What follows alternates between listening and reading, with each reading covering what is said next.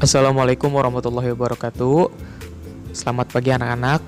Perkenalkan saya Muhammad Ali, mahasiswa Unsika. Nah, saya di sini kebetulan sedang menjalani tugas PLP ya, untuk membantu Bu Guru Yuningsih untuk menggantikan sebagai guru PAB selama sebulan ke depan. Nah, hari ini saya akan membahas materi mengenai mengkonsumsi makanan dan minuman yang halal dan haram.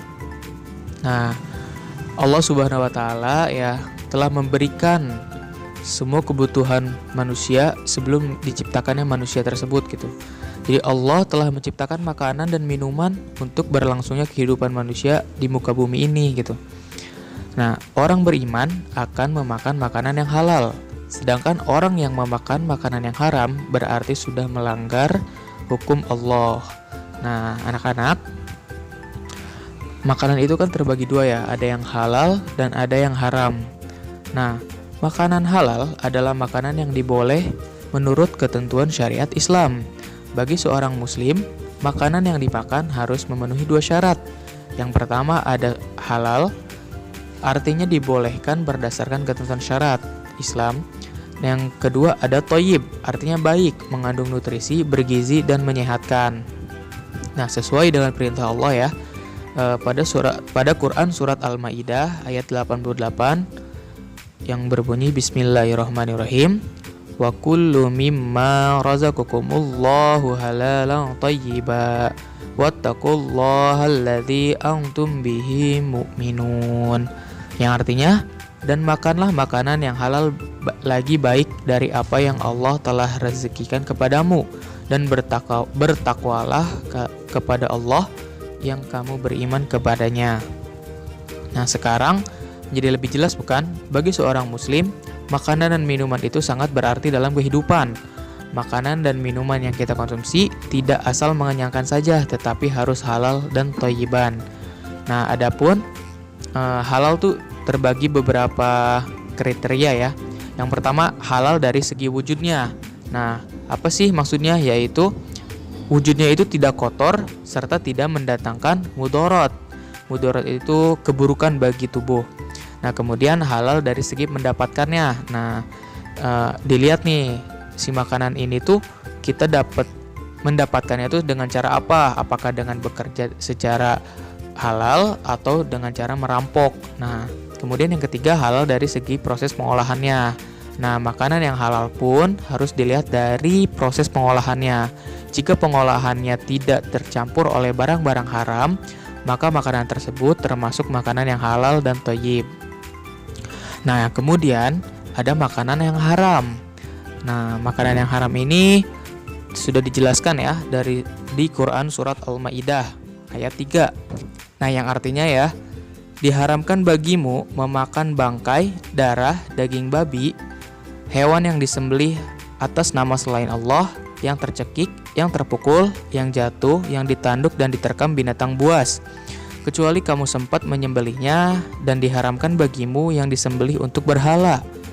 Dan diharamkan juga mengundi nasib dengan anak panah. Mengundi nasib dengan anak panah itu termasuk ke dalam perbuatan yang fasik. Nah, sebagaimana yang dijelaskan ayat di atas, sudah jelas ya, berbagai macam makanan yang haram. Yang pertama ada bangkai, kemudian darah, daging babi, daging yang disembelih atas nama selain Allah, kemudian hewan yang tersiksa, dipukul, terjatuh, ditanduk dan diterkam binatang buas, kemudian hewan yang disembelih atas berhala. Nah, kemudian kita lanjut ke minuman yang halal. Nah, minuman yang halal adalah minuman yang boleh diminum menurut ketentuan hukum syariat Islam. Semua jenis minuman yang ada di muka bumi ini pada dasarnya halal hukumnya, kecuali yang terdapat pada Quran surat dan hadis yang menyatakan bahwa minuman tersebut haram.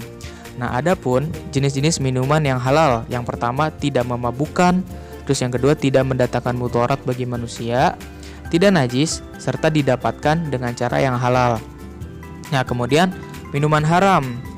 Minuman haram ini yang pertama jenisnya yang memabukkan, yaitu khamr. Kemudian berasal dari benda-benda najis. didapatkan dengan cara tidak halal, kemudian terkena benda najis. Nah, kemudian apa aja sih manfaat mengkonsumsi makanan dan minuman yang halal? Yang pertama, mendapat ridho Allah Subhanahu wa taala. Karena dengan menaati perintahnya, kita dalam memilih makanan yang halal. Kemudian kita mendapat ridho Allah. Kemudian yang kedua, memiliki akhlakul karimah. Karena setiap makanan dan minuman yang dikonsumsi akan berubah menjadi tenaga dan energi. Nah, tenaga ini kita gunakan untuk beribadah ya. Kemudian yang ketiga, terjaga kesehatannya. Kenapa? Karena setiap makanan dan minuman yang halal dan thayyib sudah tentu mengandung atau memiliki gizi yang baik bagi tubuh kita.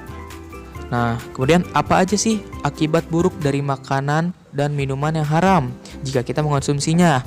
Yang pertama, amal ibadahnya tidak diterima dan doanya tidak akan dikabul oleh Allah Subhanahu wa taala. Kemudian merusak jiwa, mengganggu kesehatan, menghalangi untuk mengingat Allah. Nah, menghalangi mengingat Allah ini paling bahaya ya. Jadi kita akan selalu merasa jauh gitu dengan Allah Subhanahu wa taala. Nah, itu materi yang bisa saya sampaikan untuk hari ini. Kurang lebihnya kalian bisa baca lagi di LKS dan di buku paket Pendidikan Agama dan Budi Pekerti ya, adik-adik. Untuk materi hari ini saya cukupkan. Wabillahi taufiq wal hidayah. Wassalamualaikum warahmatullahi wabarakatuh.